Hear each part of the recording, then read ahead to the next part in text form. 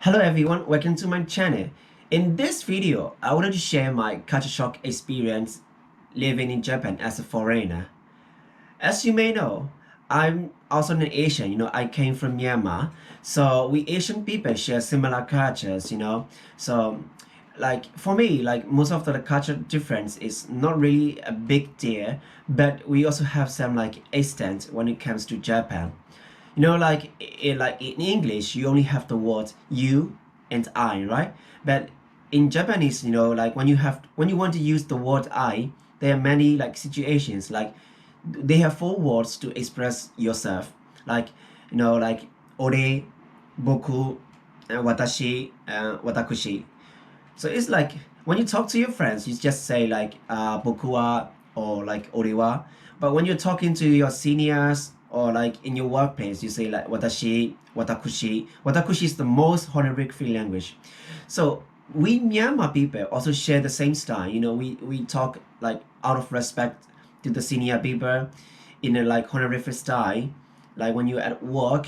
So we share this similar cultures in many ways, but even as Asians have culture shock when it comes to Japan. I think Japanese people's culture is a little bit extreme, but I think it is what makes Japan unique. So in this video, I will share three main culture shock experience I have got in Japan. And the first thing is Japanese people respect other people's privacy. So you may think it's not a big deal, they are really honest and they are really respectful. But if you're working in Japan, if you don't know this style, you will get into trouble, because it gets me too. They never talk straight what they want. But if you have read about Dei Kanetsu's book, How to Win Friends and Influence People, you will know about Japanese people very quickly, because Japanese people do exactly as the book says. For example, they will never ask you to do a job right away, please do it, or could you please do it. They never say that. They would say I think I want it, do you mind? Sometimes I felt okay, I thought he is expressing his desires, what he wants, but actually he was asking me to do the job, to do the task. I didn't realize that for the couple of months I started working here, but I found it out later. Okay, he meant to ask me a job, because they never talk straight, and they also respect your privacy, they also respect your situation. They think you're busy, but they also want to ask you something. They say これをしていただきたいと思います. I think I want to receive if you have done this for me. So please be careful when they say something like that if you're about to work in Japan. And the next thing is, when they like you, they will say hey man, let's go out for dinner, or let's go out for lunch sometimes. So at that time, don't ever ask them back, okay, when? What time? No, they will think oh my god, this guy's weird, when someone asks you to go out for lunch or dinner at workplace, this means that they like you. They're just showing their appreciation to you. So when someone talk to you like that, you say okay, I'm looking forward to it. Please keep me informed, or please tell me anytime you want. So they will okay. They will say okay man, see you. So be careful about that. And the second thing is, they follow the rules very strictly anytime, anywhere. And they also expect you to do the same. I can understand that in workplace you have to there are many rules, you have to follow them. But not only in one place Japanese people are following the rules, they also follow the rules in their daily life. In my case, we have a shared refrigerator in the office, and we can put our lunch box and drinks there. So one day I arrived at the same time with a Japanese office lady. After we've put our stuff in the refrigerator, she asked me, why are you not writing your name on it? Because it's written on the fridge to write our name on our stuff. But I told her, it's okay. I don't know, I know that no one's taking my food. And she said, no, it is written on the board. You must write your name. So I said, I'm fine, I'm okay. But she said, please follow the rules. This is you just have to write your names. So I was like, she's been like talking to me about this for 3 times. So I said, okay, I follow it and I wrote my name.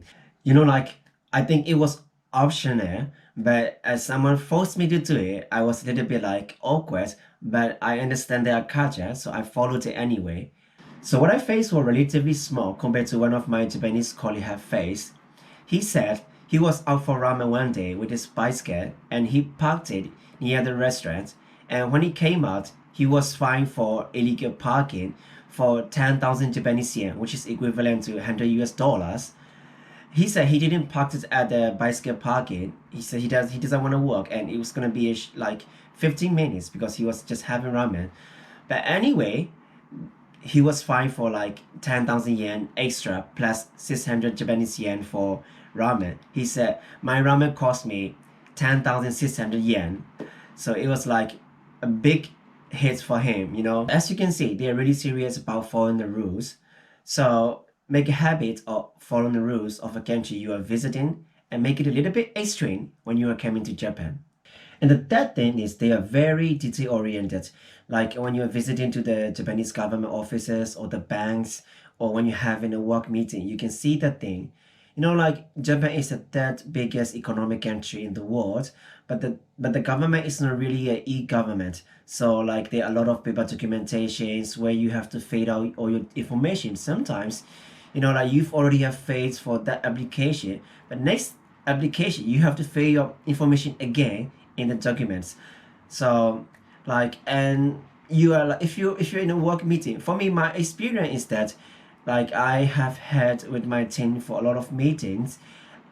Sometimes like we are like discussing for like very small matter because we don't know for very sure yet. So we are like discussing for many hours, and then sometimes we don't have the answer at the end. For the work meetings, like when you say yes to something, it will become your responsibility. People wants to avoid that when you are not like clear or understand of what you are doing. So like your group will discuss with you like in details of that matter until everybody say yes to it. And when you understand it, it becomes your responsibility. So most of the group meetings in Japan, they take really long time. And sometimes even at the end, you cannot find the answer. So this is also frustrating for a foreigner like me at the beginning. So my suggestion is that these three main culture shock is my experience I faced in Japan. If you have a different culture shock, please let me know in the comment section below. And I think it is better to be well prepared before you visit in the country. So see you in my next videos. Thanks for watching, guys. Bye bye.